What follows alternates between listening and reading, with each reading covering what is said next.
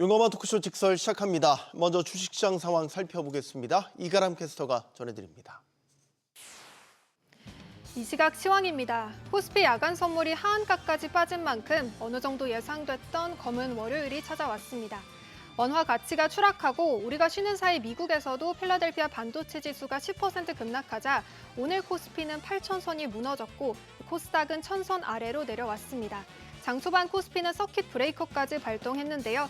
서킷 브레이커가 해제되고 엔비디아 젠슨왕 CEO가 현재 주가 폭락이 주식을 저렴하게 살 수 있는 기회라고 언급하자 양지수 하락폭이 조금 줄어들었습니다. 하지만 여전히 코스피는 6.14% 급락하고 있습니다. 7,666선 지나가고 있고요.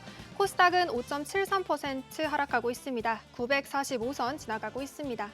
수급 상황 살펴보겠습니다. 유가증권 시장에서 외국인은 20거래일 연속 순매도 행진을 이어갔는데요. 오늘도 팔아내고 있습니다. 현재 4,500억 원 넘게 순매도하고 있고 개인과 기관이 동반 매수 우위 기록하고 있습니다. 개인은 1,700억 원 넘게, 기관은 2,000억 원 넘게 순매수하고 있습니다. 코스닥 수급도 살펴보겠습니다. 코스닥 시장에서는 기관이 홀로 매수 우위 기록하고 있는데요. 1,100억 원 넘게 순매수하고 있습니다.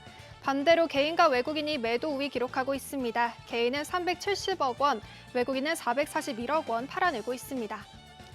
시총 상위 종목들 살펴보도록 하겠습니다. 삼성전자는 현재 30만 원 선이 좀 위태로운 상황입니다. 7.6% 급락하고 지금 SK하이닉스는 낙폭을 많이 줄였는데요. 엔비디아와 AI 팩토리용 차세대 메모리를 공동 개발한다는 소식이 오늘 아침에 전해지면서 하락폭을 많이 줄이고 있습니다. 삼성전자 우선주는 5.83% 급락하고 있고 SK스퀘어도 6.68% 급락입니다. 현대차도 8.29% 급락하면서 현재 거래가 64만 3천 원에 거래되고 있습니다. 코스피 6위부터도 살펴보겠습니다. 현재 6위부터 10위 종목들 일제히 하락합니다. 삼성전기는 지난주 금요일에 그래도 상승불을 켰는데 현재 2.68% 하락하고 있고요. LG에너지솔루션도 4.95% 하락합니다. 삼성생명 8.85% 급락하고 있고 삼성물산도 9% 넘게 급락합니다. HC현대중공업도 4% 넘게 빠지고 있습니다. 코스닥 1위부터 5위도 살펴보도록 하겠습니다. 현재 코스닥 시장에서도 마찬가지입니다. 1위부터 5위 종목들 모두 하락하고 있는데요. 에코프로비엠은 7.11% 하락하고 있고 알테오젠이 9% 넘게 급락합니다. 에코프로 8.19% 하락하면서 10만 8,600원에 거래되고 있고 레인보우 로보틱스도 5.54% 급락하고 있습니다. 주성 엔지니어링 지난주 금요일에 16% 급락한 데에 이어 현재도 6.19% 하락하고 있습니다. 코스닥 6위부터도 살펴보겠습니다. 현재 6위부터 10위 종목들 가운데 펩트론만 지금 상승폭을 켜내고 있습니다. 코오롱티슈즈는 6.45% 하락하고 있고 리노공업도 3% 넘게 빠집니다. HLB 2% 넘게 하락하고 있고 삼천당제약도 7.53% 하락합니다. 펩트론은 1% 가까이 그래도 상승하고 있습니다. 오늘 특징 종목 살펴보겠습니다. 오늘 상승하는 업종이 없습니다. 하락률이 큰 종목들을 살펴보면 그동안 급등했던 반도체 관련주가 좀 크게 하락합니다. AI 관련 투심이 위축되면서 반도체 기판주의 매도세가 몰리고 있는데요. 현재 삼성전기 2.73% 하락하고 있고 LG 이노텍도 5.17% 하락하고 있습니다. 이수페타시스도 10% 넘게 급락하고 있습니다. 시장 불안감이 확산되면서 피지컬 AI 관련주도 낙폭을 기록하고 있습니다. 젠슨왕 CEO 방한 기대감으로 그동안 크게 급등했던 LG전자 3거래일째 하락세 이어가고 있는데요. 오늘은 9.74% 급락하고 있습니다. 현대오토에버도 7.66% 빠지고 있습니다. 외환시장 살펴보겠습니다. 중동발 지정학적 충격과 외국인 자금 이탈이 겹치고 또 주말 사이 AI 랠리를 주도한 반도체주가 큰 폭으로 밀리면서 시장 전반의 투자 심리를 위축시켰습니다. 환율은 야간 거래에서 1,560원 선을 넘어서기도 했는데요. 금융위기 이후 최고 수준으로 뛴 겁니다. 한국은행의 연이은 구두 개입도 시장 흐름을 되돌리지 못하고 있습니다. 14거래일 연속 1,500원대를 이어가고 있는데 오늘 환율은 16원 10전 오른 1,555원 20전에 출발했습니다. 오전 9시 32분 기준으로도 1,554원 70전에 거래됐습니다. 지수 다시 한번 살펴보겠습니다. 현재 코스피 여전히 하락합니다. 6.61% 급락하면서 7,621선 지나가고 있고요. 코스닥 6.19% 하락합니다. 940선 지나가고 있습니다. 지금까지 시장 상황 전해드렸습니다. 네, 시장의 다양한 이슈들을 풀어보는 시장 따라잡기를 이어갑니다. 김태성 IS 본부장 나오셨습니다. 안녕하십니까? 네, 안녕하세요. 오늘 어느 정도 예상은 했습니다. 네, 지난주 마지막 거래일 뉴욕 증시가 나스닥 4% 급락하면서 반도체 비중이 높은 우리 증시가 상당한 충격을 받을 거다. 네. 예상대로입니다. 일단 큰 충격을 받는 모습인데 지금 시장 상황을 일단 어떻게 바라보고 계신지부터 의견 듣겠습니다. 사실 이제 상승의 각도부터도 일반적이지 않은 상승이었습니다. 물론 이제 삼성전자와 SK하이닉스가 그만큼 좋은 기술력을 보유하고 있고 그 이상의 어떤 성과를 냈기 때문에 주가가 따라 올라오고 있었던 부분은 우리도 참 많이 즐겼었던 것 같은데 1%씩 10일에 걸쳐서 조정이 나올 게 저는 하루아침에 지금 마이너스 10%의 조정이 나오다 보니까 시청하고 계신 분들 그리고 투자자분들의 이 투자 심리의 공포가 굉장히 또 그게 달할 수밖에 없는 현상들이 나타났다라고 좀 보여집니다. 하지만 지난주와 이번 주 혹은 지난달과 이번 달 반도체 IT 전반적으로 뭔가 바뀐 것이 있는가 생각을 해보면 바뀐 것은 없습니다. 한간에는 이런 이야기를 하죠. 브로드컴에 대한 그 향후 가이던스가 굉장히 보수적이다 보니까 이걸 AI 전체에 약간의 좀 불편함으로 해석해야 되는 것 아니냐. 혹은 소캠의 용량에 대해서 기존에 생각한 게 예를 들어 100이라고 하면 지금 왜 50%만 사용한다고 하는 것인가. 이런 일련의 불편함을 좀 야기시킬 수 있는 이야기들이 나오는데 저는 투자자분들이 스스로 한번 고민을 해볼 필요는 있을 것 같아요. 어떤 걸 고민해 볼 필요 있냐면 우리가 삼성전자와 SK하이닉스를 삼에 있어서 브로드컴의 역할이 그동안 그렇게 주요했는가? 저는 아니라고 봅니다. 우리가 반도체 IT를 좋아했던 건 엔비디아가 만들어진 생태계 안에서 굉장히 디램과 낸드 플래시의 가격이 폭발적으로 상승하고 있고 결국에 이제 공급 쇼티지에 따라서 이 쇼티지 기간이 굉장히 길어질 가능성이 높다고 판단을 했기 때문에 투자를 하는 거지. 브로드컴의 주가가 올라가서 사고 브로드컴의 주가가 내려가서 리스크 관리를 한다? 저는 이건 아니다라고 좀 보고 있기 때문에 이런 주변에서 들리는 뉴스에 저는 민감하게 반응할 필요는 없을 것 같고요. 가장 중요한 건 이거죠. 현금 여력에 계시는 분들이야 지금 크게 걱정은 없겠지만 쫓아 올라오면서 삼성전자와 SK하이닉스를 사시는 분들이 굉장히 대다수이기 때문에 지금 비중 조절을 어떻게 할 거냐 그리고 향후의 전략을 어떻게 세울 거냐 이게 가장 큰 고민일 것 같은데 저는 반도체 소부장주 혹은 비주도주를 줄여서라도 삼성전자와 SK하이닉스, 삼성전기 주도 업종 내에 대형주로 집중을 시켜놔야 지수가 반등할 때 지수의 반등세보다 더 좋은 결과를 내지 못하더라도 지수의 반등만큼은 우리가 회복시킬 수 있으니까 이 부분을 같이 고민하는 시간을 가져보셨으면 좋겠다 정리드리겠습니다. 시장 저변에 지금 매수 심리가 다 꺼진 상태입니까? 아니면은 제가 이 질문을 드리는 거는 이제 낙폭의 흐름이나 이런 걸 보면 초반에 8% 막 이렇게 떨어졌다가 네, 지금 조금 낙폭을 또 줄여내는 모습이고 개별주로 봐도 예를 들면 삼성전자가 그 개장 전에 한 11%까지 빠지더라고요. 근데 지금 또 그 낙폭을 보면 또 좀 줄여냈고 하면서 지금의 어떤 급락을 매수 기회로 인식하는 그런 이제 흐름도 좀 보이는 것 같아서요. 네, 일단 SK하이닉스 같은 경우에는 굉장히 지금 빠르게 회복을 하고 있죠. 또 젠슨 황이 SK하이닉스와의 차세대 메모리 협력에 대한 소식도 발표를 했죠. 맞습니다. 일단 결국에 오늘 시장 전체의 변수는 젠스항 CEO의 발언에 얼마만큼 우리나라 증시가 민감하게 반응을 하는지 여부가 첫 번째일 것 같은데 저는 두 번째로 여러분들이 체크를 해야 될 건 이 주식시장을 이루는 굉장히 많은 요소 중에 크게 보면 세 가지 요소가 필요하거든요. 첫 번째로는 수급이고요. 두 번째로는 그 수급을 만들어내는 실적이고 세 번째로는 뉴스라고 좀 보시는데 지금 우리나라 시장에서 실적은 문제 없죠. 뉴스는 지금 보시다시피 젠스항 CEO님이 오셔가지고 굉장히 많은 이야기를 하고 있기 때문에 부정적인 것보다 긍정적인 뉴스들이 많아요. 다만 이제 수급적인 부분이 소화돼야 하는 시간이 좀 필요하다라는 거죠.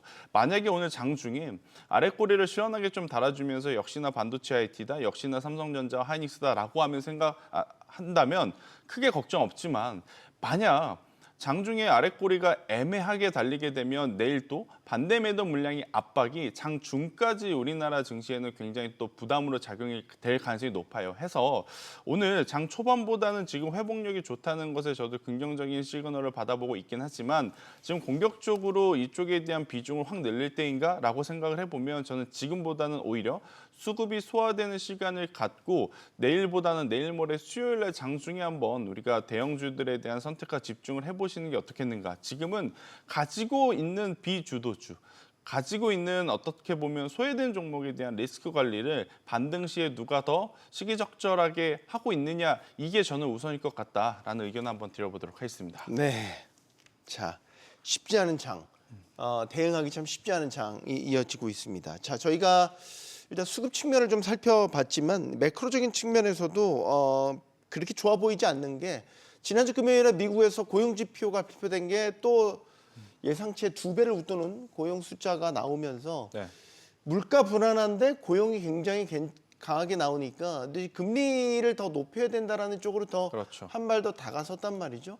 높은 금리는 주식시장이 별로 좋은 상황은 아니다. 네. 30년물이 5% 넘었잖아요. 시장이 이미 움직이고 있단 말이죠. 그렇죠. 그러니까 이런 환경을 감안하면 글쎄 과연 이게 단기적인 수급 고임으로 지금 이 낙폭인가 아니면은 장기적으로 봐도 예전과 같은 폭발적인 성장세를 또 구가할 수 있을까 이런 의문이 들기도 하고요.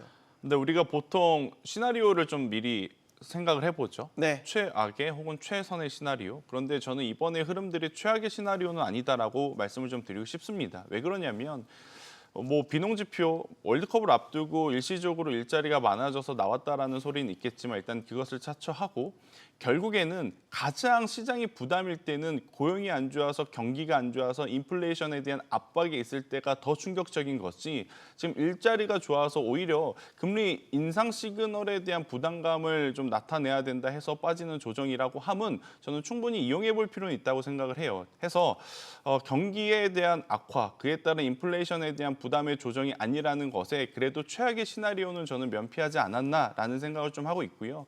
그리고 이제 6월달 FOMC에서 케빈 러시의 첫 번째 인터뷰가 저는 그 어느 때보다도 중요하다고 생각을 합니다. 지금 굉장히 뭐 꽁꽁 싸매고 있는 것은 아닐 텐데 미디어에 노출이 안 되고 있는 상황 속에서 맞이하는 첫 번째 FOMC이기 때문에 여기서 어떤 발언을 하는지 여부가 굉장히 이제 중요할 거다라고 저는 생각이 들고 있고요.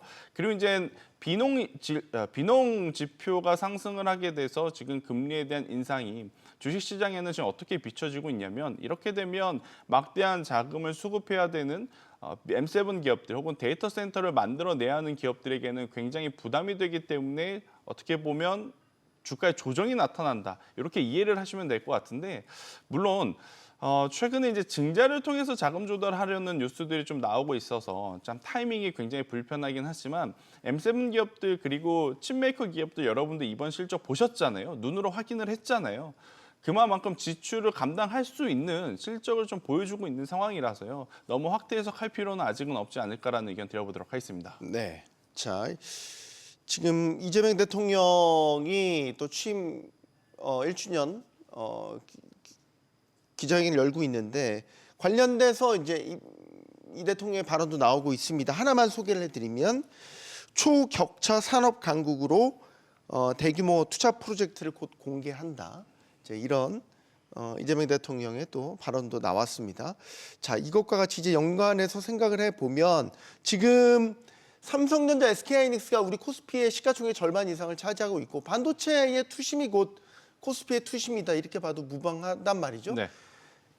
이달 들어서 또 이 영향을 미치고 있는 건 레버리지 ETF가 두 종목을 이제 기초자산으로 한 레버리지 ETF가 나오면서 뭔가 좀 변동성이 더 커진 측면도 있는 것 같아요. 오늘도 역시 예상대로 레버리지 ETF가 두 자릿수로 빠지고 있습니다. 이것도 계속해서 변동성을 키울 요인이겠죠. 그러니까 계속 ETF 물량은 이제 우리가 안고 가야 되는 거죠. 미우나 네. 고우나 이제는 상품이 출시되었기 때문에 그로 인한 수급의 변화는 더 변화무쌍해졌다라는 것을 받아들이고 가야 되는 상황인데 개인 투자자분들에게 저는 한 가지 좀 말씀드리고 싶은 건 단일 레버리지를 사용해서 수익을 극대화하려는 전략을 사용할 만큼 용기가 있다면 저는 본주를 2배 사시는 게 지금은 훨씬 낫다.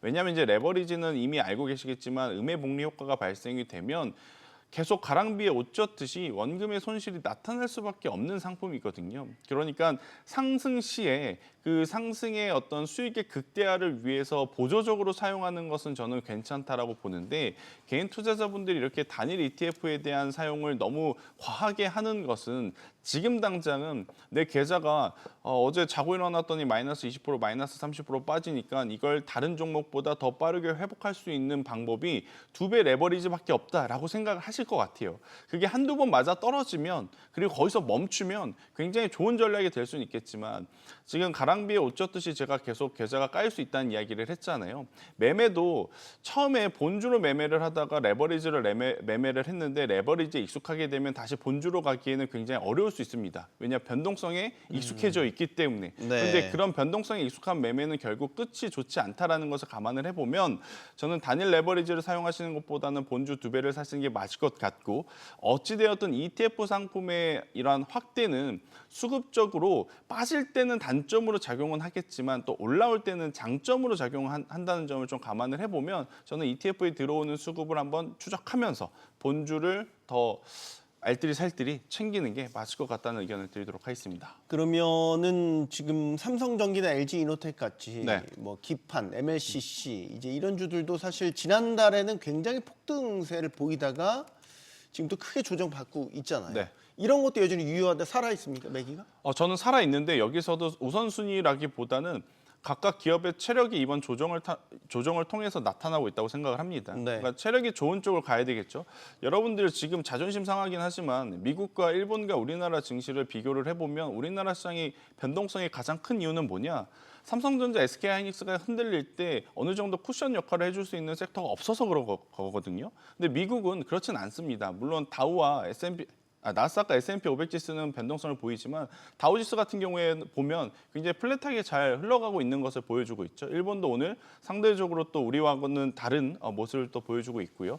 그렇다면 우리나라도 반도체 IT 삼성전자와 SK하이닉스의 수급을 받아줄 만한 요소를 좀 찾아야 하는데 주도주 외 섹터에서는 찾기는 어려울 것 같고 결국엔 그럼 주도주 안에서의 순환매를 노려본다면 체력이 가장 좋아 보이는 삼성전기를 저는 우선시해야 되지 않을까 싶어요.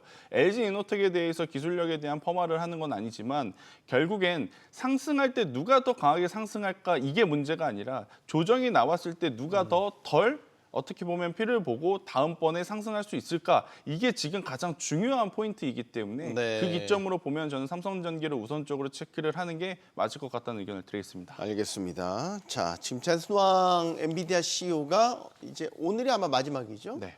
일정에 거의 막바지 다 소화를 한 상태고 오늘 비즈니스적인 측면에서 보면 오늘을 좀 주시해 보시는 게 좋을 것 같은 게 현대차, 네이버 뭐 이런 것들이 이제 사옥을 방문을 해서 또 비공개 간담회도 갖고 오늘 실질적인 어떤 이야기들을 주고받을까가 상당히 좀 관심이 간단 말이죠. 네. 앞서 제가 말씀드렸던 기대를 모았던 이제 네이버부터 뭐 LG, 오늘 현대차 어떤 젠스당 효과가 나타날까?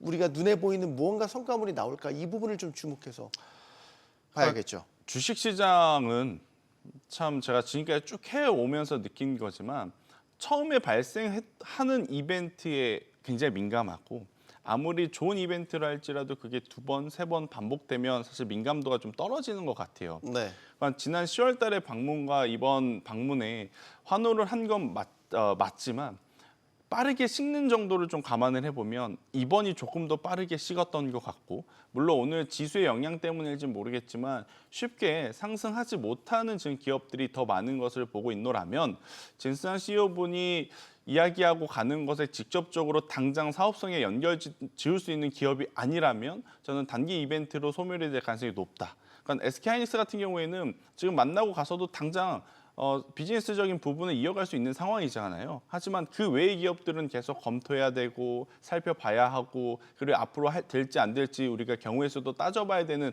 것을 감안을 해보면 약간의 상승 곡선에는 좀 차이가 있을 가능성이 높아서 네. 그냥 만남이 중요한 게 아니라 MOU가 중요한 게 아니라 실제로 뭔가 비즈니스적인 부분을 연결시킬 수 있는 것에 대한 언급이 나왔는지를 저는 한번 좀 체크를 해봐야 될 것 같은데 개인적으로는 어제 이제 시구도 하고 가셨기 때문에 네. 두산과 두산 로보틱스 쪽 그리고 주말 지나고 나서 바로 공시가 나왔던 이제 네이버 쪽을 한번 바라보는 게 지금은 조금 더 낫지 않겠는가라는 의견 드려보도록 하겠습니다. 네. 시구 능력은 냉정하게 형편없다. 네.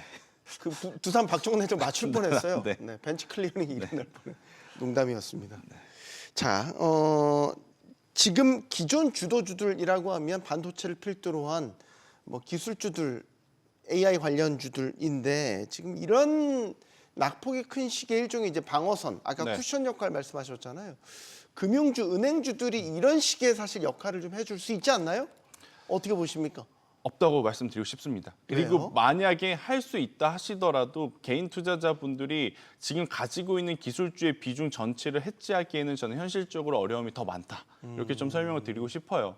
지금 아마 삼성전자, SK하이닉스, 포모가 극에 달한 상황, 여기에 삼성전기까지 움직이고 LG그룹사까지 움직이고 있는 가운데 현금을 정말로 냉철한 판단을 통해서 가지고 있으신 분들은 몇 프로 안 되겠죠. 아마 많은 분들이 비싸더라도 지금은 갖고 있어야 된다라는 것에 현혹이 좀 되셔서 많이들 포트에 기술주들을 가지고 있는 가운데 네. 일부 증권주, 금융주를 사서 이 부분을 해지한다? 저는 그건 정말 어렵다라고 보고 있고요. 오늘 또 상대적으로 금융주까지도 내립니다. 이렇게 되면 옮겨가서도 마이너스를 당하게 되는 상황임을 감안을 해보면 저는 오히려 금융주, 보험주를 사실 수 있는 현금이 있다면 그 현금을 지금 잘 아끼셨다가 삼성전자와 SK하이닉스 혹은 삼성전기 아니면 코덱스 반도체, 타이거 반도체 ETF 비율을 맞춰서 반도체 대형주에 그냥 더 집중을 하는 게 더 네. 나은 선택일 수 있겠다라는 의견을 드리도록 하겠습니다. 이건 어때요? 지금 환율이 높잖아요. 네. 우리가 해외여행 갈 때는 환율 부담이 굉장히 세지만 해외에서 우리나라를 찾는 방한객들 네. 한테는 지금 굉장히 환율적으로 보면 한국의 메리트 있는 관광지가 된단 말이에요. 실제 요즘 지하철이나 관광객도 굉장히 많이 늘었고 1분기 관광객 소비액이 네. 폭발적으로 늘었습니다. 이렇게 되면 예를 들어서 백화점주를 비롯한 예를 들어 화장품주라든지 이런 소비에 관련된 유통주, 여행주 이런 쪽은 조금 다른 행보를 보일 수 있지 않을까? 일부 조금 빠르게 움직이신 분들은 괜찮긴 한데 네. 오늘 이 방송을 지금 현재 시점에서 보신 분들 같은 경우에는 늦었다? 조금은 타이밍이 늦었다고 늦었다? 보여져요. 왜냐하면 제가 서두에 어떤 이야기를 드렸냐면 1%씩 계속 좀 떨어지는 시장이라면 방금 말씀 주신 그런 전략들을 좀 고민해 볼 필요는 있는데 네. 한 번에 이렇게 그냥 맞은 상황에서는 자칫 그런 해지 전략이 오히려 수급의 꼬임과 계좌의 방향성에 또 중간에 계획 차질을 또 일으킬 수는 있어서 저는 이 부분은 웬만하면 지금은 자제하시는 게 맞을 것 같다라는 생각을 하고 있고요. 네. 자, 환율이 지금 그렇다라고 하면 우리나라 수출주인 삼성전자, SK하이닉스, 현대차는 더 좋게 봐야 되는 거 아닐까 생각이 들거든요. 그래서 그렇죠. 저는 네. 오히려 수출 주도주를 단가가 올라가니까. 네, 보는 게 지금은 더 나을 것 같다라고 저는 압축드리겠습니다. 알겠습니다. 자, 이번 주에 빅 이벤트는 스페이스X입니다. 이건 비단 우리나라뿐만 아니라 전 세계 맞아요. 뭐 주식 투자하시는 분들이라면 다 이목이 쏠려 있죠. 네. 과연 이 스페이스X가 어느 정도의 임팩트를 갖고 시장에 이름을 올릴 것이냐. 뭐 블랙홀 같이 다 빨아들인다. 뭐 빨아들이고 있다. 뭐 우리가 지금 조정받는 것도 스페이스X 영향이 있다. 뭐 이런 얘기가 나오고 있는데 네. 소문난 잔치에 먹을 게 없는 경우가 많았잖아요. 네. 그런데 그 이번 특징이 또 개인 그 공모주 배정 비율도 굉장히 높더라고요. 높죠. 그래서 변동성도 굉장히 클 것 같다 이런 네. 얘기들도 있고. 아마 그거 감안해서 금요일날 상장시키는 것이 아닌가 싶어요. 그러면 이제 주말 사이에 지나고 와서 어느 정도 객관적으로 분석이 된 자금들이 들어오고 나갈 가능성이 높기 때문에 어찌되었든 지금 시장에서는 이런 이야기를 하죠. 스페이스X 상장 때문에 자금들을 좀 내놓고 있다. 그런데 이미 배정된 그 점유율을 보면 50% 이상은 확정이 되었습니다. 그러니까 지금부터 빠져나가는 자금들이 모두 스페이스X로 간다라고 생각하기에는 그냥 가져다 붙이는 우리가 생각하는 뉴스일 것 같아서 그게 의미부여할 건 없고요. 대신에 상장하고 나서 과연 어떤 모습을 보일지 그 다음 주죠. 다음 주에 그 흐름들이 반도체와 직접적으로 연관이 있을 것 같긴 합니다. 생각보다 큰 기관 자금들이 대거 들어온다고 하면 결국엔 반도체 일부가 그쪽으로 셀 가능성은 높은 그러한 상황이라서 하지만 이제 벌어지지 않는 일에 대해서 우리가 확대 해석을 하기보단 저는 지금 당장은 반도체 IT에 좀 집중을 하시고 스페이스X 관련해서는 이번 주 금요일 날 상장을 하니까 우리 개인 투자자분들은 그냥 그 다음 주에 조금 편안하게 보시는 게 맞지 네. 않을까 이렇게 설명드리겠습니다. 자, 마지막 정리를 좀 해보죠. 오늘 코스피가 결국 8,000선 아래로 내려왔습니다. 자, 이번 조정이 쉽게 얘기해서 지난 3월과 똑같이 데자뷰로 본다면 네. 3월이 전쟁으로 인해서 일시적으로 많이 조정을 받았던 시기였고 그 이후에 4월, 5월에 빠르게 회복세, 그래서 전고점을 다 넘어섰다는 네. 말이죠. 3월에 이 조정을 매수 기회로 삼았던 그 투자자들은 4, 5월에 굉장히 높은 수익률을 누렸습니다. 네. 어떻게 보면 판박이처럼 지금 똑같은 선택의 기로에 놓였다고 여겨지고 네. 뭐 해외 증권사를 비롯해서 코스피에 대한 긍정적인 전망치들은 계속해서 나오고 있단 말이죠. 마지막 정리를 좀 부탁을 드리겠습니다. 지금 이번 주 굉장히 우리 투자자들께서 심리적인 측면에서도 많이 흔들릴 수 있어서 찬물을 끼얹고 싶은 생각은 없지만 네. 3월, 4월 달에 조정을 생각하신다면 그것보다 기간 조정이 조금 더 길어질 가능성은 염두를 하셔야 된다. 왜냐하면 전쟁이라고 하는 리스크는 우리가 역사적으로 여러 번 겪어왔기 때문에 학습 효과가 된 상태에서 맞았던 조정이었습니다. 그래서 네.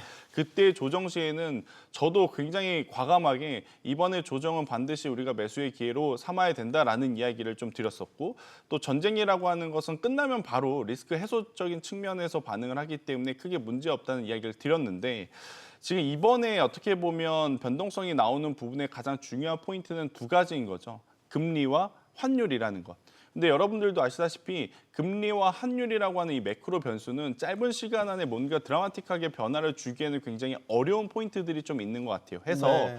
떨어지고 있는 가격 그리고 받고 있는 기간의 조정을 생각을 하면 매수의 찬스로는 보이지만 매수의 찬스로 보인다는 게 당장 V자 반등을 이야기하는 것은 아니거든요. 그래서 최대한 저는 나눠 사고 최대한 선택과 집중을 통해서 대형주로 압축을 하는 게 지금 개인 투자자분들이 그래도 지수 반등 시에 가장 높은 확률로 케어될 수 있는 방법 중에 하나가 되지 않을까 이렇게 좀 말씀을 드려보도록 하겠고요. 시청자분들에게 좀 드리고 싶은 건 투자자분들이 지금 뭔가 크게 잘못해서 계좌가 이렇게 된 건 아닙니다. 매크로 변수에 따른 대외 변수가 작용이 되었기 때문에 너무 자책하실 필요도 없을 뿐더러 지금 이렇게 되면 확 자르고 뭔가를 확 지르고 싶은 마음이 굴뚝 같은 거 저도 무엇보다 공감을 하지만 지금은 좀 참으셔야 되고 인내하셔야 되고 적어도 수급적인 부분이 소화되는 수요일까지는 냉정하게 현재의 기조 그러니까 가지고 있었던 비주도주에 대한 리스크 관리를 하면서 그 다음에 대한 기회를 좀 잡을 타이밍을 계속 노려야 되지 않겠나라는 의견을 드려보도록 하겠습니다. 네. 자, 여기서 마무리하겠습니다. IS의 김태성 본부장이었습니다. 고맙습니다.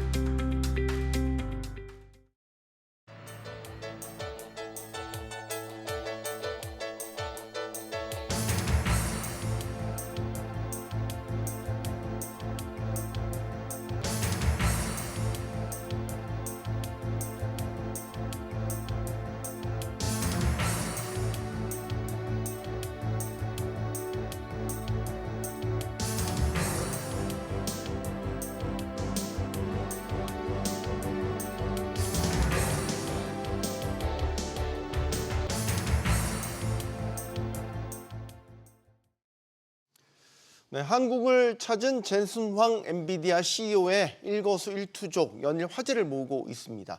젠슨 황은 이번 방안을 통해서 AI 인프라부터 휴머노이드까지 협력 확대를 시사하면서 시장 참여자들의 관심을 모으고 있죠.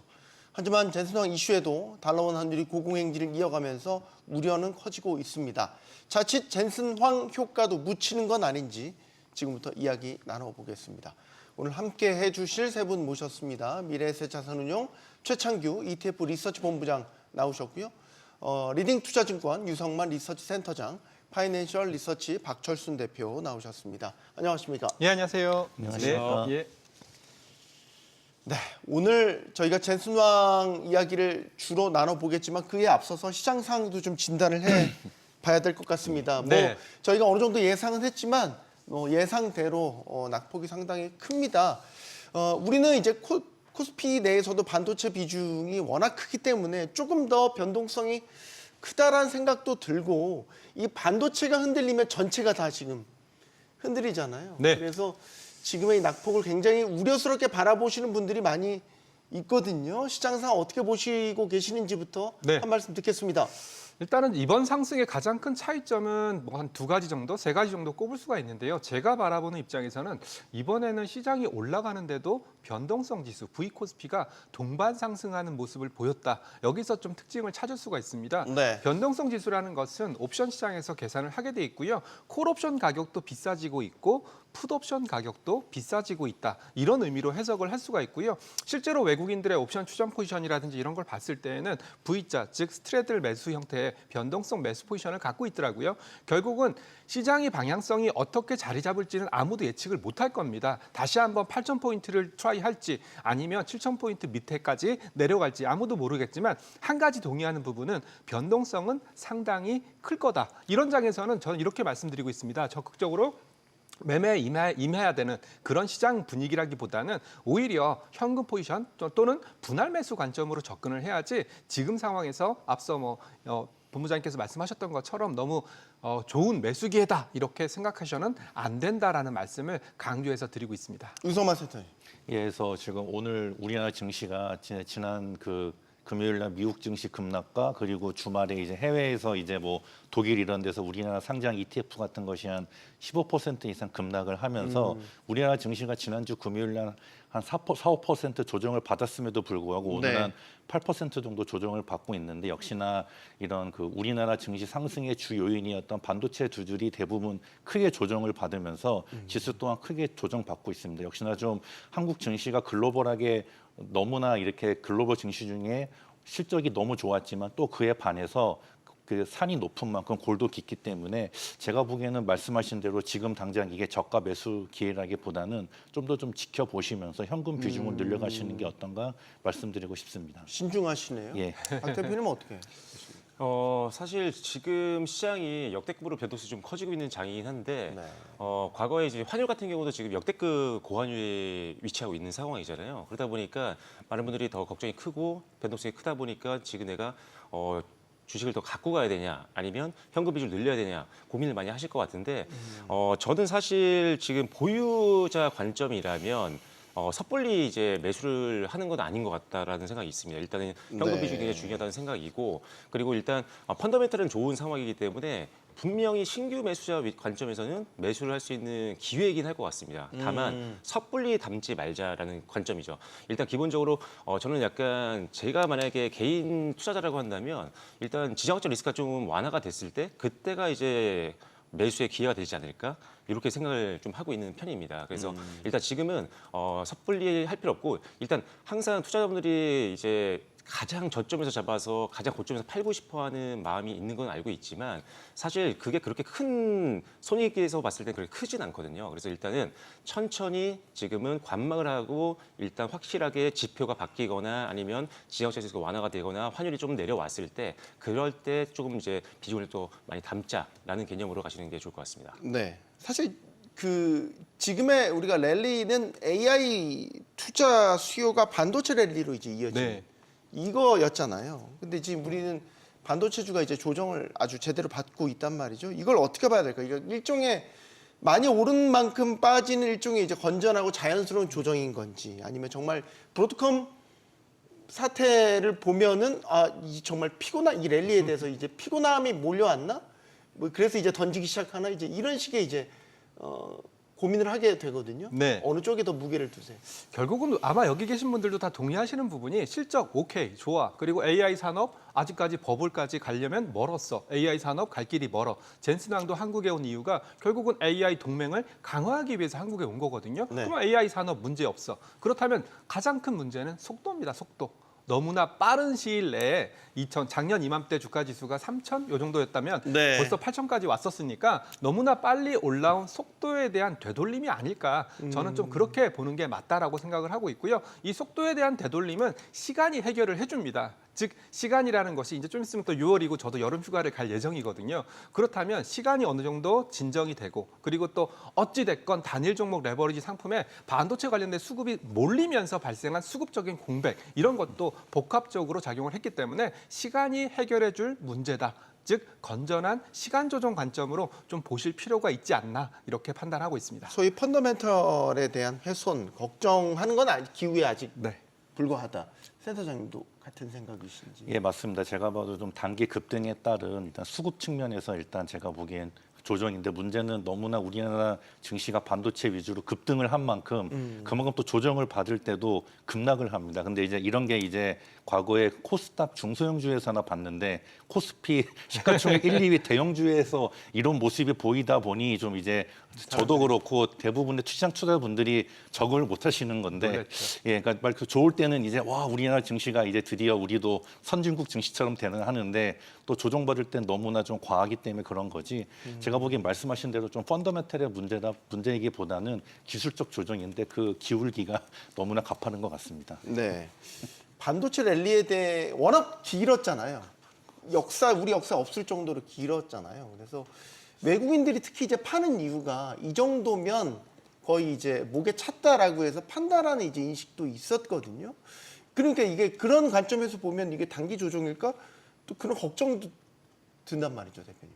네, 일단은 외국인들 입장에서 사실 아마 외국인 분들도 투자자분들도 역대급으로 지금 한국에 투자해서 처음으로 이렇게 큰 수익을 보다 보니까 굉장히 약간 외국인들 당황한 건가요? 당황한 상황이 될 수 네, 있는 거죠. 같이 당황했군요. 근데 일단 이제 한국 주식 비중이 워낙 크지다 보니까 당연히 리밸런싱 때문에 당연히 팔 수밖에 없는 상황인 건 맞고 하지만 특정 종목에 대해서 어떤 비중이 좀 높아졌다고 해서 팔 수는 있지만 다른 쪽으로 베팅할 수 있는 종목들이 굉장히 많기 때문에 외국인들이 어떤 종목을 사느냐에 대해서 굉장히 집중하는 게 굉장히 좋다라고 생각하고 있고 그리고 지난주에 사실 앞서 말씀해 주신 뭐 브로드컴이라든지 소킹 관련된 이슈들이 좀 많았었잖아요. 이것 때문에 사실 한국 증시가 흔들렸다고 생각하시는 분들이 많은 것 같은데 제가 생각했을 때는 사실 두 이슈 모두 다 나쁜 악재라고 보진 않고 있거든요.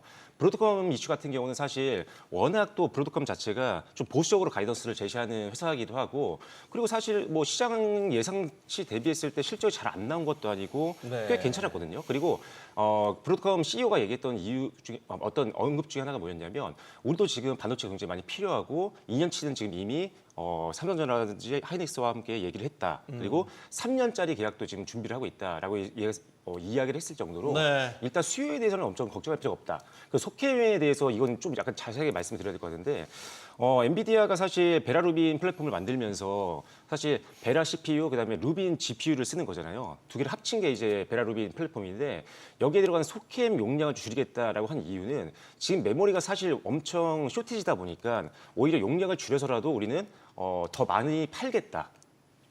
수요를 더 늘리겠다 이런 개념이거든요. 그래서 결과적으로는 지금 메모리 특히나 속힘이라든지 이런 거에 대한 수요에 대한 걱정은 전혀 없어도 되고 만약에 지금 엔비디아가 CPU 용량을 줄여서 더 많이 판다라고 한다면 CPU와 함께 베라 루빈 플랫폼에는 GPU가 들어가기 때문에 GPU도 수요가 늘 거고 GPU가 는다라고 하면 여기에 들어가는 HBM 같은 경우도 훨씬 더 늘 수밖에 없는 상황입니다. 그래서 일단 이거는 우리나라 같이 메모리 강국에서는 사실 뭐 걱정할 이슈는 아니었는데 약간 이상하게 좀 곡해돼서 해석을 하고 있는 것 같아요. 그래서 네. 지난주에 있었던 이 베라루빈 관련된 그리고 소킹 관련된 그다음에 브로드컴 관련된 이슈는 우리나라 메모리 강국 입장에서는 크게 걱정할 필요는 없는 것 같다라는 점 말씀드리도록 하겠습니다. 알겠습니다. 자, 이제 젠슨 왕 이야기를 해 보겠습니다.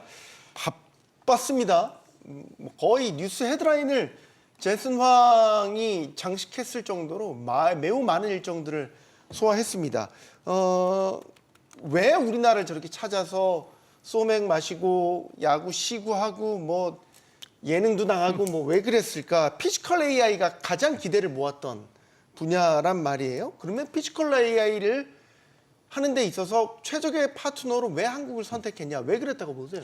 그게 굉장히 중요한 포인트라고 생각을 합니다. 네. 생성형 AI는 여태까지 우리가 얘기했던 생성형 AI는 솔직하게 말씀드리면 데이터 센터만 있으면 됩니다. 데이터 센터에 들어가는 각종 서버, 렉 이 정도만 있으면 되는 게 생성형 AI인데 피지컬 AI는 좀 다릅니다. 피지컬 AI 같은 경우에는 현장에서 움직여야 되고 그리고 로봇이라는 실제로 움직이는 물질이 필요하기 때문에 피지컬 AI는 결국은 뭐 로봇, 자율주행차 그리고 뭐 스마트 팩토리, 물류 자동화, 휴머노이드 이런 것들이 복합적으로 되어 있는 데다가 이 피지컬 AI를 구현하기 위해서는 제조업이라는 든든한 백그라운드가 필요합니다. 전 세계적으로 봤을 때 이렇게 제조업도 하면서 AI도 발전되어 있으면서 AI 관련된 인력도 있으면서 중국처럼 우리의 적대국이 아닌 미국 입장에서 우리의 적대국이 아닌 우방국 중에서 이런 조건들을 갖추고 있는 나라는 거의 한국이 유일하다. 저는 이렇게 좀 판단을 하고 있습니다. 그래서 젠순왕 입장에서도 HBM 동맹 넘어서 피지컬 AI 동맹을 찾기 위해서 동맹국을 찾기 위해서 동맹 파트너를 찾기 위해서 한국을 찾는 것은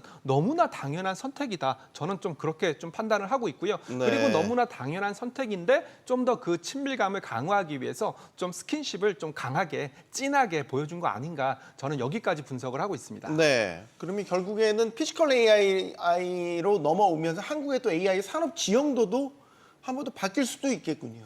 예, 맞습니다. 그래서 이제 이번 엔비디아 이번 방안에서 이제 우리나라 거점으로 삼은 게 뭐냐면은 아무래도 우리나라가 이미 글로벌 반도체나 HBM이나 뭐 AI 데이터 센터, 로봇 매뉴팩처링 강국입니다. 근데 네. 이제 우리나라가 이제 정부 차원에서도 국가 물리 뭐 AI 클러스터나 뭐 현대차나 LG, 뭐 네이버, 삼성전자 등 이미 이제 기본 AI나 로봇 이런데 투자를 많이 했고 기술력이 상당히 좋고 특히나 실질적으로 생산할 수 있는 능력이 매우 좋은데요.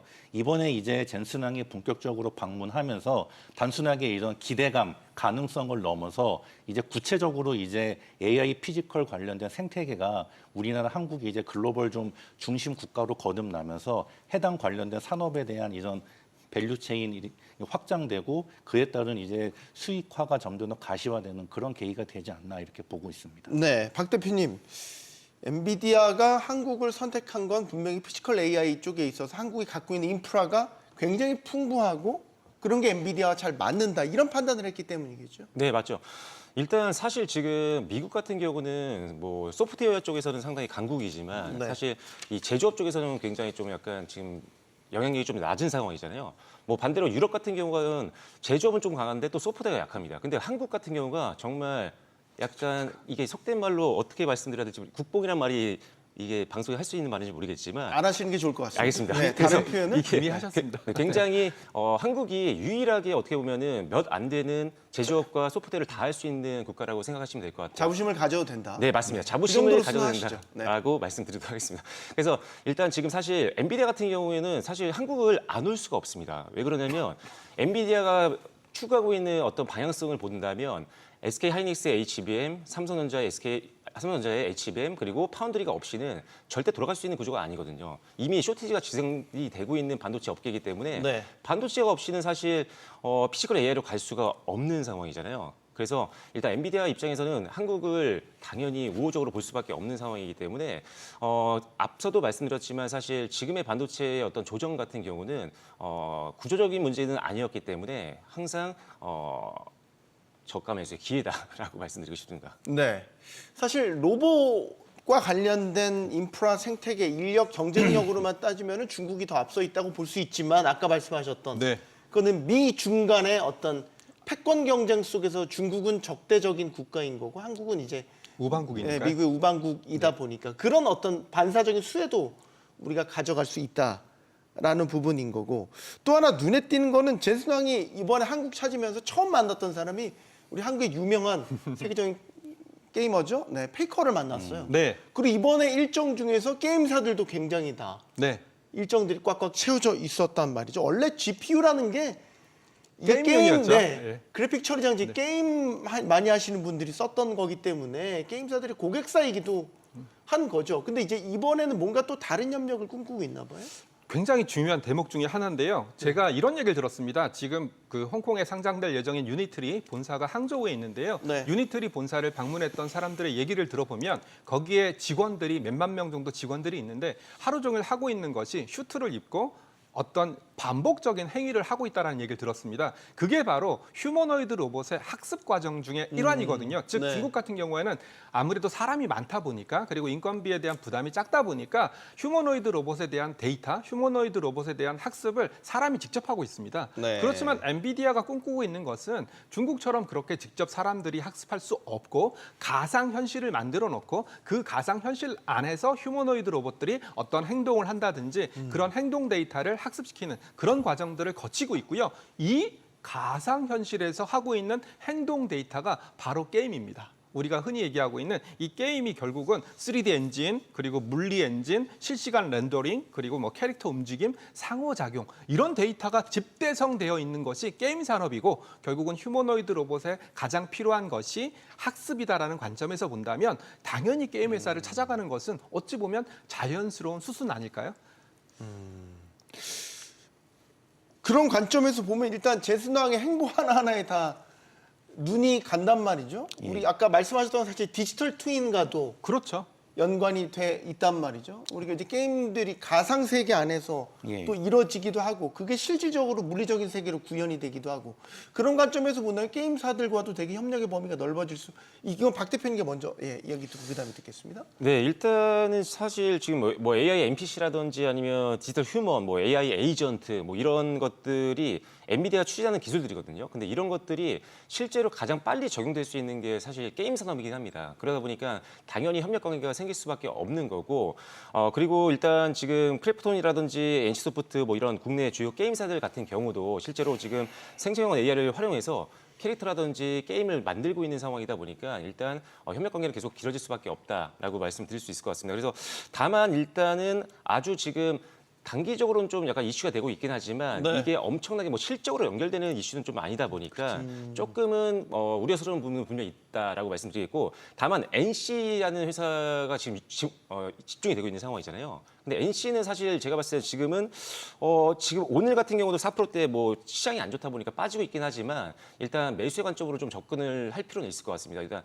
NC가 지금 뭐 그 아이온 2라든지 그다음에 리니지, 클래식이라든지 이런 것들이 상당히 호황을 좀 누리고 있는 상황이고 그리고 사실 주가가 그렇게 많이 올라오지도 않았거든요. 이번 이슈로 인해서 크게 주가가 밸류에이션상 부담스럽지 않은 구간이기 때문에 NC 같은 경우는 사실 지금 관점에서 분할 매수 관점으로 접근이 좀 가능하다는 판단이고 지금 뭐 외국인들 같은 경우도 사실 NC를 상당히 오랫동안 매수를 좀 해왔던 기업이기 때문에 네. 일단 NC 같은 경우는 지금 이슈가 되고 있지만 생각보다 주가가 조정을 많이 받았기 때문에 오히려 지금 매수 관점에서 접근을 해도 좋겠다는 판단입니다. 그리고 일단 실적 자체가 굉장히 좋아지고 있습니다. 일단 작년 같은 경우 영업이익이 160억 원 정도밖에 안 됐었거든요. 근데 올해 같은 경우 가이던스가 5천억 원입니다. 상당히 많이 급반등을 하고 있는 구간이기 때문에 이런 시점에서 사실 실적이 급반등하는 구간에서는 사실 주가 차트 같은 경우도 사실 따라가는 경우가 많기 때문에 지금은 NC는 게임주 내에서는 탑피로 보는 게 좀 맞지 않을까 이렇게 정리해드리도록 하겠습니다. 네, 센터장님 예. 의견도 듣겠습니다. 게임주와의 협력.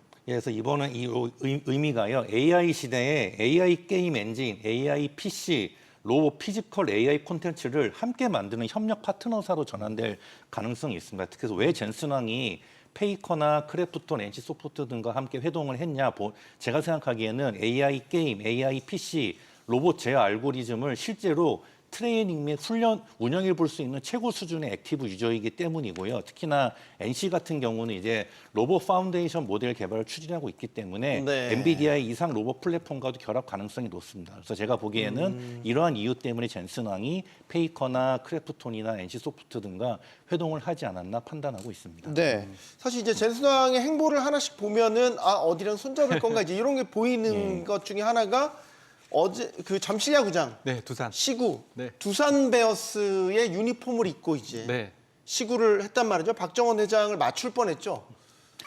네, 맞출 뻔했는데 네. 어쨌든 뭐 그거는 해프닝이었고 이렇기 때문에 두산 로보틱스 같은 두산 그룹 그 로봇 계열사와 협력이 기대가 된단 말이죠. 네.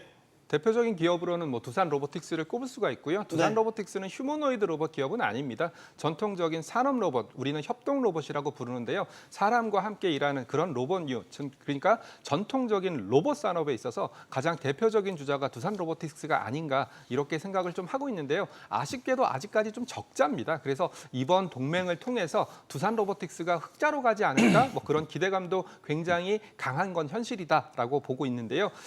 이번에 엔비디아와 두산 로보틱스의 가장 큰 협력의 큰 의미는 기술적인 신뢰도인 것 같아요. 결국은 국내에 수많은 로봇 기업들이 있지만 두산 로보틱스를 선택했다라는 것은 기술적인 신뢰도가 좀 탄탄하다 그런 관점으로 좀 볼 수가 있을 것 같고요.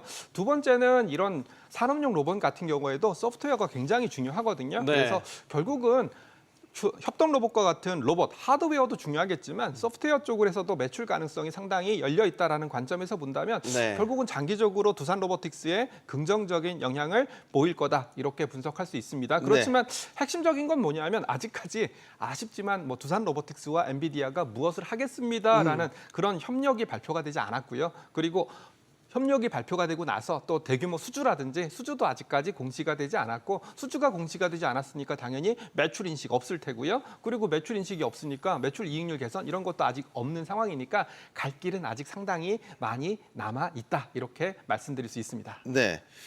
관심을 모았던 이제 일정들을 계속 저희가 이제 따라 올라가 보고 있는데 첫날에 저녁에 홍대에서 삼겹살집을 찾아서 삼겹살 회동을 했단 말이죠. 소맥을 마시고 삼소회동이라고도 이름이 붙여졌는데 그때 있었던 이제 기업들 몇면을 보면 LG 구강모 회장이 갔었죠. 네이버 이해진 의장, 네 그리고 최태원 회장도 있었죠. 자 그러면 이제 이 세 기업 우리 좀 유치하게 느껴질 수도 있겠지만 어쨌든 이 세 기업들과의 협력 관계는 그럼 어떻게 될 것인가? 사실 젠순항이 방한한다는 소식이 전해지면서 특히 LG전자 주가는 뭐 폭발적으로 올랐다가 예. 정작 또 방한 전후로 해서 또 조정을 받았단 말이죠. 예. 그런 부분은 아까 말씀하셨던 구체적인 성과물을 아직 보여준 게 없기 때문에 예. 그런 뭐 일종의 세럼 물량이 나온 거 아니냐 이런 해석도 되고 말이죠. 예, 맞습니다. 그래서 엔비디아 방한 그 젠슨한 방한 소식으로 LG 그룹주, 특히나 LG전자나 그리고 네이버가 그 전에 일시적으로 급등을 했다가 특히 LG전자 같은 경우는 시총약 60조짜리가 상한가를 가는 30% 그런 예, 아주 대단한 모습을 보여줬는데 오히려 네. 젠슨항의 방한 일정이 가까워지면서 조정을 받았습니다. 그래서 이제 이건 제가 보기엔 좀 사전 이벤트 프리미엄 차익 실현 성격이 강하고 실제 협력 내용이나 투자 플랜 발표가 이제 나올 여지가 아직 남아 있다는 점에서는 좀 완전 종료라기보다는 좀 단계적 전환이 가깝다 보고 있고요. 그래서 특히나 이제 LG전자, 네이버는 AI 가전이나 로봇 AI 플랫폼 데이터 센터에서 뭐 엔비디아나 그 현대차 정부와의 협력이 또 구체화될 경우에 또 피지컬 AI 허브로서의 재평가가 가능한데 말씀하신 대로 뭔가 좀 구체적인 플랜, 특히나 이제는 기대감이 아니라 이렇게 해서 협력을 해서 네. 실제로 수익성이 좋아지는 그런 좀 구체적인 로드맵이 제시가 돼야지만이 네. 추가적인 주가 상승이 가능하지 않겠나 보고 있습니다. 그러게요. 삼겹살도 먹고 예. 소맥도 마셨는데 소맥 마신 뒤에 뭐 사인해야죠. 네. 소맥만 먹고 끝나면 안 되겠죠, 박 대표님?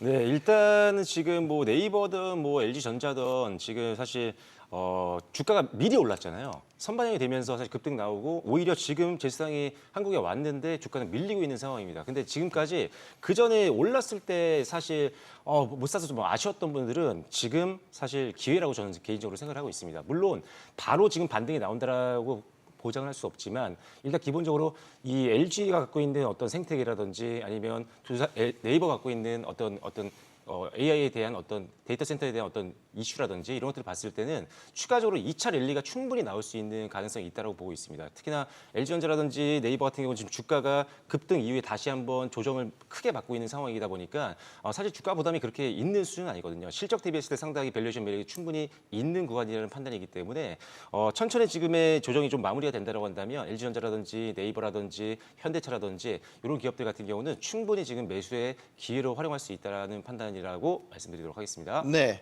저희가 이제 구체적 성과물 자꾸 얘기를 하는데 그래도 가시적인 성과를 내고 있는 곧과의 협력 소식도 있죠. 현대차. 네, 그렇죠. 현대차는 좀 다르죠. 현대차는 작년에 다릅니다. 만나고 나서 실질적으로 양사가 좀 협력 방안들이 모색이 됐죠. 네, 맞습니다. 그래서 최근에 현대차를 바라보시는 투자자분들의 시선도 현대차를 과거에 자동차를 판매했던 회사다라고 보기보다는 이동용 플랫폼을 만드는 플랫폼 기업으로 바뀌고 있다. 아마 이렇게 생각을 할 것 같습니다. 그렇다면 젠슨왕 입장에서 현대차에 손을 잡은 이유는 가장 뭘까? 이걸 생각해 보면은 현대차 같은 경우에는 뭐니 해도 가장 큰 장점은 양산입니다. 네. 양산, 휴머노이드 로봇도 한 대, 두 대, 1000대, 2000대 갖고는 택도 없거든요. 최소한 10,000대 이상이 깔려야 양산의 경제, 규모의 경제가 발생할 수밖에 없는데 현대차는 그런 게 가능한 회사고요. 그리고 또 현대차는 현대차의 제조 공장들을 갖고 있기 때문에 휴머노이드 로봇이 양산됐을 때 당장 현장에 투입될 수 있는 그런 거의 유의한 회사 정도 아닐까 이렇게 보고 있고요. 그리고 뭐니 해도 보스턴 다이내믹스 상장 얘기가 계속 심심치 않게 나오면서 네. 결국은 휴머노이드 로봇 관련된 기업들을 좀 가지고 있다 이렇게 볼 수 있습니다. 그렇다면 엔비디아 입장에서는 여기에 예를 들어서 자율주행에 엔비디아의 알파마요를 집어넣는다든지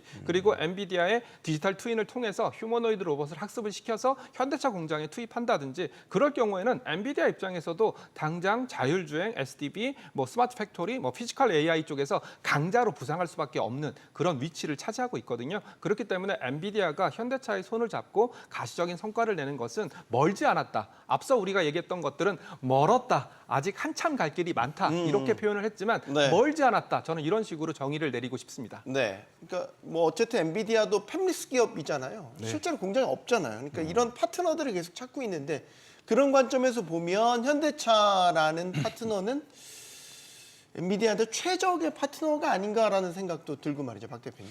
네, 근데 현대차는 저는 사실 로봇 관련된 투자를 좀 고민하시는 분들은 현대차는 일단 코어 자산을 좀 가져가야 된다고 생각을 하고 있거든요. 왜 그러면 현대차 같은 경우가 사실 로봇 상용화에 대해서는 테슬라보다도 좀 앞서 있는 지금 상황이잖아요. 네. 그럼에도 불구하고 사실 시가총액 기준으로 봤을 때는 10분의 1도 채 안 됩니다. 그만큼 굉장히 저평가되어 있는 상황이고 그리고 이제 보스턴 다이내믹스가 만약에 상장을 한다라고 한다면 사실 업계에서는 이 기업 가치에 대해서 사실 편차가 좀 크긴 해요. 네. 뭐, 40조에서 어떻게 많게 보기에는 150조까지 보고 있는 경우가 있는데 보수적으로 본다고 하더라도 사실 지금 주가가 굉장히 쌉니다. 그래서 네. 현대차 같은 경우는 사실 지금도 중장기로 베팅하는 어떤 대형주라든지 아니면 로보틱스 관련된 기업으로는 가장 최적화된 종목이라고 보시면 될 것 같고 사실 이 로봇이라는 게 이 약간 개인으로 사람 입장에서 확 와닿지 않잖아요. 우리가 로봇을 직접 본 적도 많이 없고 네. 그런데 실제로 지금 로봇 업계에서는 보스턴 다이내믹스의 위치가 굉장히 높습니다. 지금 그래서 그래요? 현대차가 갖고 있는 보스턴 다이내믹스라는 자회사의 가치가 엄청나다라는 것을 다시 한번 말씀을 드리겠고 이게 이제 상용화를 앞두고 있는 상황이기 때문에 로보틱스 관련된 투자를 고려하시는 분들이라면 현대차는 당연히 깔고 가야 되는 코어 자산이다 이렇게 말씀드리도록 하겠습니다. 지금 영상에 나오는 저 휴머노이드 로봇이 이제 아틀라스인데 계속 우리가 새로운 영상이 공개될 때마다 진화한다라는 생각이 드는 게 그 라보나킥 저 손흥민이 했던 네. 제 말로 표현을 라보나킥 이따 하는 거 다시 한번 나올 텐데 네 조금이다 네 저렇게 네. 하는 거 그리고 또 저게- 월드컵 시즌이지 않습니까? 그렇죠. 네. 실패하지만 결국 성공합니다. 저는 성공한 걸 봤는데 네. 어쨌든 저렇게 진화하고 있다라는 거죠. 그러니까 예. 현대차의 저 보스턴 다이내믹스를 통한 피지컬 AI의 경쟁력이 저런 것들을 통해서 하나씩 입증이 되는 것 아닌가라는 생각이 들고요. 예, 맞습니다. 그래서 이제 그 현대차 그룹은 아틀라스를 통해서 휴머노이드 로봇 부분에서 이제 테슬라와 더불어서 물론 이제 중국 회사들도 있지만요. 글로벌 탑티어 플레이어로 지금 거듭나고 있고요. 그래서 네. 휴머노이드 로봇, 자율주행, 제조 로지스틱스까지 로봇을 아우르는 완전한 피지컬 AI 플레이어입니다. 그렇기 때문에 이제 엔비디아 입장에서는 이 현대차는 정부와 함께 약 30억 달러 규모의 물리 AI 클러스터를 조성하고 인프라, 공간, 데이터, 인력을 모두 갖춘 기업이란 점이 제가 보기에는 말씀하신 대로 소프트웨어만을 갖춘 엔비디아 입장에서는 최고의 피지컬 AI 파트너로서 현대차가 이렇게 보여지는 게 아닌가 판단되고 있습니다. 저희가 이제 피지컬 AI를 얘기하면 예를 들어서 이제 뭐 로봇 같은 게 대표적이지만 저 로봇이 또 움직이려면 배터리. 예 전력이 공급이 돼야 되고 저기 이제 전력 꽂고 다닐 수는 없잖아요. 그러니까 네. 배터리에 대한 그 용량이나 기술적 진화도 이런 것도 관심이 같이 가더라고요. 네, 굉장히 필요한 부분인데요. 지금 배터리의 가장 큰 문제는 발열도 발열. 발열도 네. 문제가 될 수 있겠지만 발화. 즉 불이 나는 것도 문제가 될 수 있습니다. 휴머노이드 로봇 같은 경우에는 첫째 공장에서 일을 해야 되고요. 두 번째 가정에서 일을 해야 됩니다. 만약에 공장에서 일을 한다라고 가정을 했을 때 1000대, 10,000대 되는 휴머노이드 로봇 중에서 한두 대에서 발화가 일어나 버리면 굉장히 그 공장 시설 자체가 문제가 될 수 있고요. 가정집에서 발화가 나타나게 된다면 우리의 생명에도 당장 직접적인 영향을 줄 수밖에 없기 때문에 네. 이런 부분들이 굉장히 중요합니다. 또한 일을 시켜야 되기 때문에 만약에 우리가 사람이 일을 한다고 해도 1시간 일하고 10분 쉬고 이렇게 일을 하지 않습니까? 그렇다면 로봇 같은 경우에도 휴머노이드 로봇 같은 경우에도 최소 4시간 정도는 일을 하고 그리고 충전을 하고 또 4시간 정도 일을 하고 충전을 해야 되기 때문에 가장 중요한 것은 에너지 밀도 그리고 전고체 배터리를 통한 발화를 막는 이런 기술적인 발전 그리고 경량화 즉 휴머노이드 로봇에 만약에 배터리 때문에 무거워서 에너지 효율이 떨어진다면 그것도 문제가 될 수 있으니까 네. 경량화 이런 요건들을 충족을 해야 됩니다. 근데 아직까지 전고체 배터리가 뭐 다시 주목을 받을 가능성은 높지만 전고체 배터리가 지금 상용화돼서 높은 에너지 밀도와 함께 높은 지속 시간 이런 것까지 아직 보장된 전고체 배터리는 없는 상황이거든요. 그래서 휴머노이드 로봇과 전고체 배터리를 결합해서 1에서 2차 전지 쪽에서도 굉장히 큰 모멘텀이 있다. 이렇게 단정 짓기는 아직까지 갈 길이 좀 멉니다. 그래서 조금씩 기다려 봐야 되고요. 거기에 해당되는 것은 뭐 어찌 됐건 뭐 BMS라든지 뭐 배터리 팩이라든지 뭐 열 관리라든지 뭐 전력 반도체라든지 이런 쪽이 좀 더 빠를 수밖에 없으니까 이쪽을 좀 더 지켜보시는 것이 어떨까 싶습니다. 네, 박 대표님 그럼 당장은 아니지만 잠재적으로 폭발력은 있다라고 보여지네요. 그러면 우리 배터리 예를 들어서 국내 배터리 3사에게도 새로운 시장이 또 열릴 수 있는 기회이고요. 네, 일단은 전고체 배터리가 앞서 말씀해 주신 것처럼 아직 상용화된 건 아니기 때문에 이것 때문에 주가가 막 올라간다라고 볼 수는 없겠지만 네. 일단 3사의 어떤 배터리, 전고체 배터리에 대한 어떤 상용화 시점을 본다고 한다면 LG 에너지 솔루션 같은 경우는 2029년, 그다음에 삼성 SDI가 제일 빠르잖아요. 삼성 SDI 같은 경우는 2027년도를 일단은 목표로 하고 있는 상황입니다. 그런데 지금 아직은 이게 확실히 될지 모르는 상황이고 다만 전고체 배터리는 사실 휴머노이드 쪽으로 로봇 시장이 바뀌고 있는 과정에서는 굉장히 필수적인 배터리이긴 하거든요. 왜냐면 휴머노이드 로봇이 사실 사람과 비슷하게 생긴 로봇이잖아요. 근데 보시면 아시겠지만 배터리를 넣을 수 있는 공간이 여기밖에 없습니다. 가슴 쪽밖에 없잖아요. 왜냐면 다리에 배터리를 넣을 수는 없는 거니까요. 네. 그러다 보니까 규격을 굉장히 줄일 수밖에 없는 거고 고용량이 돼야 됩니다. 그러다 보니까 전고체 배터리가 계속 주목을 받고 있는 상황이고 저는 그래서 사실 배터리 셀 기업 같은 경우는 전고체 배터리 때문에 투자하는 상황은 지금 아니라고 생각하거든요. 아직은 상용화 안 됐기 때문에. 네. 다만 전고체 배터리를 통해서 뭔가 중장기로 투자하고 싶다라고 생각하신다면 저는 개인적으로는 이슬 스페트케미칼을 좀 보고 있는 상황입니다. 일단 이 회사가 뭐냐면 황화 리튬을 만들고 있는 회사인데 전고체 배터리를 지금 3사가 다 개발은 하고 있는 상황이잖아요. 근데 전부 다 황화물계 배터리를 만들고 있는 거거든요. 그러면 그 안에 전해질을 만들기 위해서는 이 황화 리튬이 반드시 필요합니다. 근데 국내에서는 거의 유일하게 이수 스페트케미칼이 만들고 있는 상황이다 보니까 중장기로 봤을 때 전고체 배터리 테마를 내가 투자하고 싶다라고 생각하신다면 이수 스페트케미칼이 가장 또 독보적인 입장에 있는 상황이기 때문에 투자를 좀 해볼 만하다라는 관점이고요. 다만 지금 주가는 지금 2차전지뿐만 아니라 지금 증시 자체가 무너지고 있는 상황이다 보니까 조금 빠지고 있는 상황인데 200일선 가까이 내려온 상황이어서 반등을 좀 보시면서 한번 천천히 담아가는 전략도 한번 고려해 보시면 좋을 것 같습니다. 네. 결국에는 피지컬 AI 시대에 지금 배터리 관련주들도 새로운 기회를 맞이하게 될까 이제 이거에 대한 관점을 갖고 질문을 드리겠습니다. 예, 맞습니다. 그러니까 일단 피지컬 AI 시대는요. 이게 피지컬 AI가 움직이려면 이제 배터리가 심장 역할을 하기 때문에 아무래도 배터리나 에너지 관리, 충전 인프라에 대한 관심은 자연스럽게 확대될 수밖에 없고요. 그래서 로봇이나 자율주행, 드론, 모빌리티 같은 피지컬 AI가 성장하면 고에너지 밀도, 고속 충전, 고안정성 배터리 수요가 늘어납니다. 따라서 말씀하신 배터리 3사, 삼성 SDI, LG 엔솔, SK온이나 그의 뭐 차량이나 ESS 배터리 설비 쪽으로 당연히 파급이 이어질 수밖에 없습니다. 그렇기 때문에 제가 보기에는 피지컬 AI의 성장은 결국에 말씀하신 이 배터리 업체들에게 또 새로운 기회로 제가 보기에는 더욱더 확장될 가능성이 매우 높다고 생각하고 있습니다. 네, 요거 엔비디아가 최근에 그 발표한 것 중에 하나가 또 눈길을 끌었던 게 그 PC용 AI 칩 네.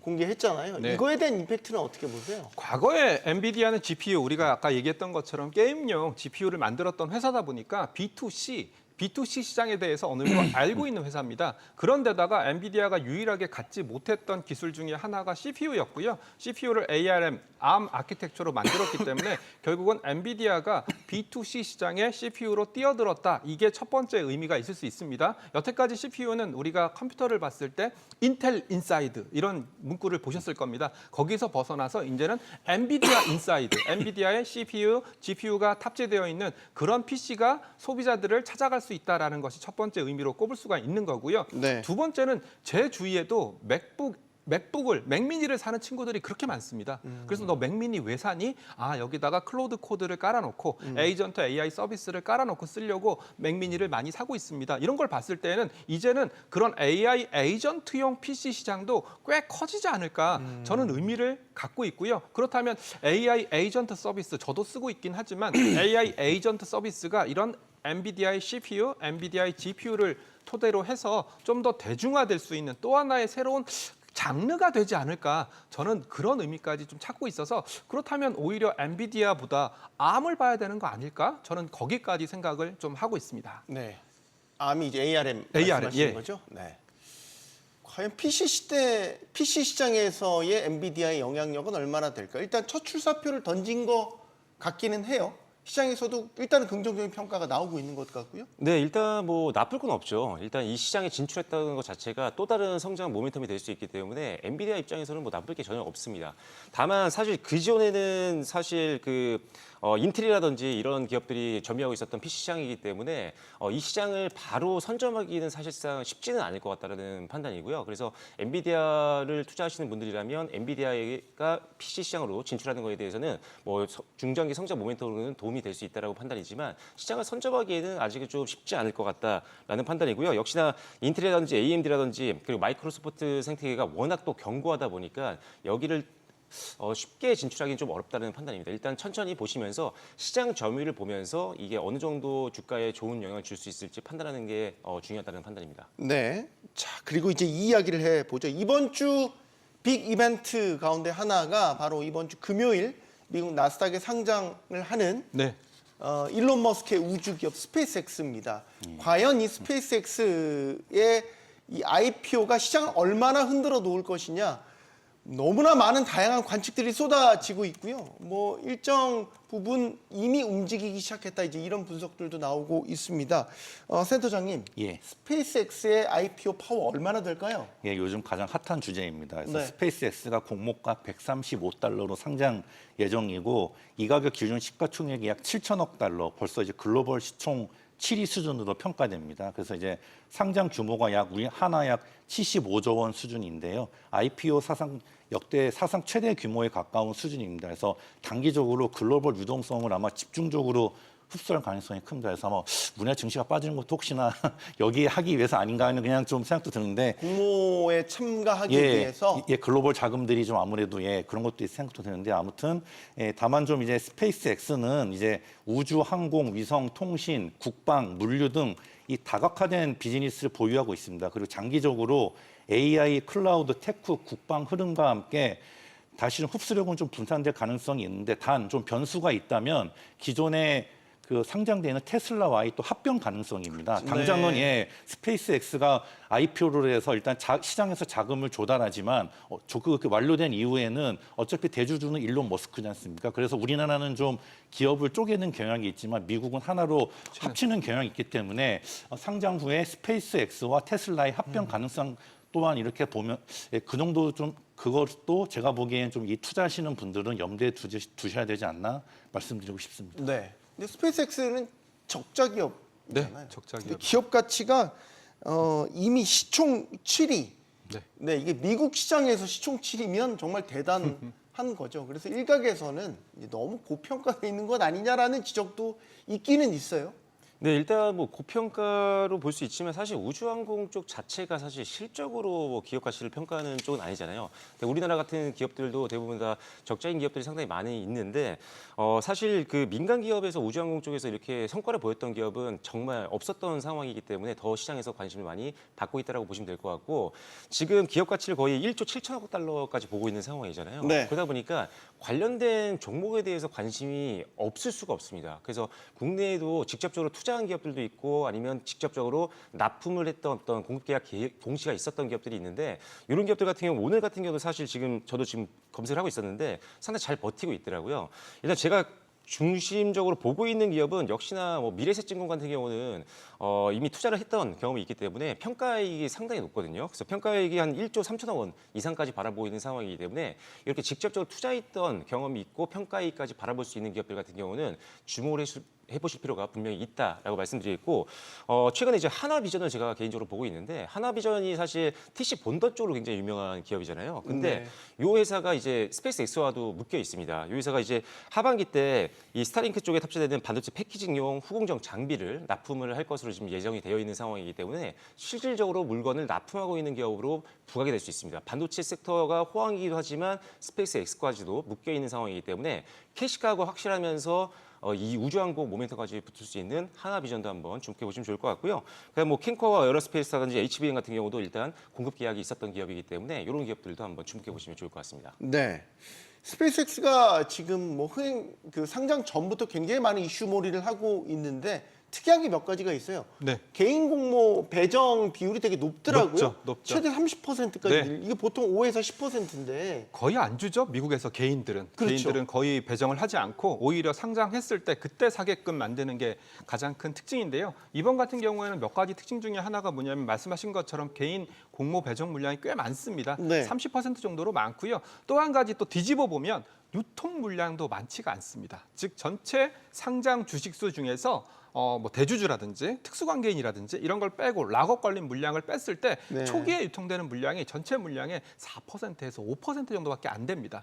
거기에 반해서 패시브 제가 담당하고 있는 ETF 쪽에서는요. 스페이스X를 꽤 많이 사야 됩니다. 자, 지금 나오진 않았지만 MSCI가 가장 빠르면 6월 말 정도에 MSCI 지수가 먼저 편입을 할 거고요. 늦어도 8월까지는 편입을 할 거고요. 7월 첫째 주에 나스닥백 지수가 네. 이 스페이스X를 편입합니다. 그런데다가 락업이 풀리게 되면은 유동 물량이 늘어나는 거기 때문에 유동 물량이 늘어나는 만큼 지수 내 비중도 확대됩니다. 그래서 유통 물량이 풀리면 풀릴수록 오히려 지수 내 비중이 올라가는 그런 역설적인 상황들이 연출될 수밖에 없기 때문에 오히려 락업이 풀려서 오버행 이슈가 발생할 거다. 그것도 맞는 말씀이지만 오히려 락업이 풀리면 그만큼 유통 비율 가중 시가총액도 늘어나기 때문에 지수에서 더 사야 됩니다. 그래서 제가 말씀드리는 것은 두 가지인데요. 첫 번째는 개인 공모 물량이 많지만 유통 물량도 적다. 그리고 유통 물량 적은 만큼 패시브 ETF 쪽 수급도 꽤 크다. 그래서 날짜별로 따진다면 6월 말에 MSCI, 7월 초에 나스닥 100, 그리고 12월 달에 푸찌, FTSE. 참고로 S&P 500은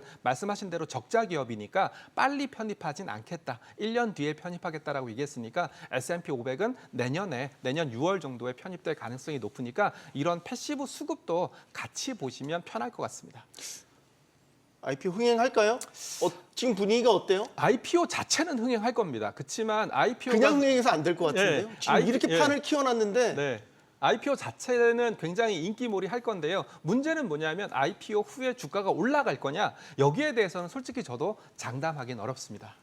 왜요? 변동성 혹은 주가 지금 135달러로 책정이 됐는데 이게 좀 높다라는 인식이 나오고 있나요? 나오고 있습니다. 실제로 2조 달러 정도 예상을 했었지만 2조 달러면은요. 아마 제가 보고서에서 본 건데 아마 유진증권 보고서 본 것 같은데요. 아마 한 10년 정도 매출을 다 땡겨 왔을 때 그때 2조 달러 정도 본다라고 얘기를 하더라고요. 그래서 실제로는 1조 후반대에서 2조 달러 정도면은 아마 일반적인 투자자라면 좀 비싸다라는 관점으로 보셔도 무방할 것 같습니다. 네. 자, 마지막은 우리 시장 이야기로 마무리하겠습니다. 코스피 8천 원이 무너졌고 환경들이 너무 좋지 않아요. 수급도 밸런스가 많이 깨졌지만 환율도 지금 뭐 주말 사이에 뭐 무지막지하게 올라가서 정말 1,600원 선을 지금 위협하는 수준까지 갔단 말이죠. 그럼 이 조정의 폭과 기간이 얼마나 이어질 거냐 지금 다 그 고민들 하고 계실 것 같아요. 센터장님 어떻게 전망하세요? 예, 맞습니다. 아무래도 이렇게 높은 환율은 이제 외국인들 입장에서는 달러 자산 평가 대비 우리나라 증시가 점점 이제 가격이 싸지는 거기 때문에 환율이 올라갈수록 역설적으로 외국인 입장에선 손실이 커지는 거거든요. 그러다 보니까 계속 외국인 매도세를 불러오고 반면에 매수는 오히려 좀 자제하게 되는 그런 모습을 보이고 있습니다. 근데 네. 일단 다시 결론으로 돌아가서 대체 이 조정세가 언제까지 지속될 거냐인데 뭐 당장은 일단 글로벌 좀 반도체 AI 관련된 조정 때문에 특히 우리나라는 삼성전자, 하이닉스가 뭐 시장의 대부분을 차지했기 때문에 더더욱 큰 폭의 조정을 받고 있고 또 아직 생각보다 이제 월드컵은 다가오는데 네. 이란 전쟁은 아직도 끝날 기미를 보이지 않고 그래서 제가 보기에는 일단 아무리 그래도 월드컵이 시작될 때쯤이면은 아마 이제 미국이나 이란도 왜냐면 이란도 자기네 국가 대표팀을 미국에 보내기 때문에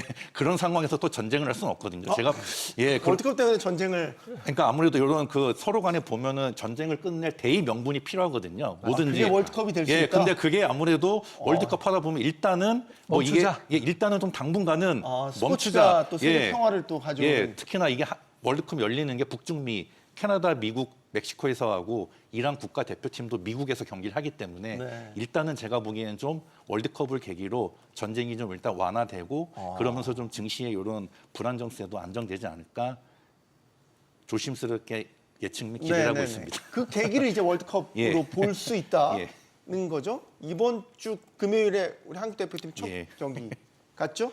박 대표님. 네. 같은 질문을 이 조정의 폭과 기간 어디까지 이어질까? 환율 불안 여러 불안한 징후들이 나타나고 있어요. 네, 일단 지금 환율이 역대급으로 지금 사실 금융위 이후에 가장 최고점에서 지금 움직이고 있는 상황이다 보니까 이게 사실 증시에는 뭐 좋을 수 있는 건 아니거든요. 근데 일단 여러 가지 이유가 있겠지만 일단 뭐 전쟁이 가장 큰 이유였죠. 전쟁 때문에 유가가 오르고 특히나 한국 같은 경우는 중동 원유 의존도가 굉장히 높은 상황이다 보니까 인플레이션에 대한 우려감이 높을 수밖에 없는 상황입니다. 그리고 추가적으로 삼성전자와 SK하이닉스 쪽으로 투자를 많이 했던 분들 외국인 투자 자체가 일단 너무나도 급등을 하다 보니까 리밸런싱을 하기 위해서 팔 수밖에 없는 상황. 그러다 보니까 계속 원화 가치는 약세를 보일 수밖에 없는 상황인데 이게 사실 시스템의 어떤 문제지 시스템의 문제는 아닙니다. 수급적인 요인일 뿐이고 저는 그래서 사실 신규 투자 관점이라면 굉장히 지금 천천히 매수를 좀 준비해야 되는 단계가 아닐까라는 관점이에요. 왜냐면 이게 뭐 1,600원, 1,700원 이렇게까지 가기는 사실 그렇게 쉽지는 않은 상황이거든요. 거의 곡점에 왔다고 저는 개인적으로 판단하고 있기 때문에 네. 오히려 환율이 떨어지기 시작하면 환차익을 보기 위해서 오히려 외국인 투자자들도 들어올 수가 있는 상황이고 그렇다면 지금 밸류에이션상 부담만 없는 반도체, 특히나 중유적으로 반도체 섹터에 대한 밸류에이션 부담이 별로 없는 종목이라면 그들 종목들 위주로 저가 매수가 많이 들어올 수 있다는 판단입니다. 개인적으로 그래서 지금 반도체 소부장 기업들 사실 삼성전자, SK하이닉스 올라갈 때 다 조정을 많이 받았잖아요. 네. 그래서 실적 대비했을 때 굉장히 저평가된 종목들이 굉장히 많기 때문에 이런 기업들 위주로 매수를 좀 준비해야 되는 기회가 아닐까라는 개인적인 생각입니다. 센터님 짧게. 네, 결국은 젠슨왕이 왜 왔을까 좀 생각을 해본다면 저도 하반기 전망을 지금 준비하고 있는 입장에서 결국은 우리가 여태까지 가졌던 반도체 AI에 대한 투자 전략을 좀 이분할 필요가 있지 않을까라고 생각을 하고 있습니다. 첫 번째는 뭐 반도체 중심의 투자 전략을 삼았다면 이제는 피지컬 AI 중심으로 한 번 더 확장을 할 필요가 있지 않을까 그렇게 좀 생각을 하고 있고요. 그리고 월드컵 잘 보시고요. 월드컵 이후에 뭐 투자를 접근하셔도 무방하지 않을까 그런 생각까지 전달해 드리도록 하겠습니다. 네. 센터장님의 말대로 월드컵이 평화의 계기가 됐으면 하는 바람을 가져봅니다. 자, LG나 네이버, 두산 같은 젠슨왕 방한 소식으로 급등했던 기업들의 주가 실제 방안을 전후로 해서 또 줄줄이 조정을 받고 있죠. 기대감만으로 오른 주가의 한계를 보여주는 겁니다. 결국 실질적인 협력과 성과물을 주주들에게 보여줘야 이 주가에 대한 재평가가 이루어지게 될 겁니다. 토론 마치겠습니다. 여기는 모든 경제가 모이는 SBS 비즈입니다. 시청해주셔서 고맙습니다.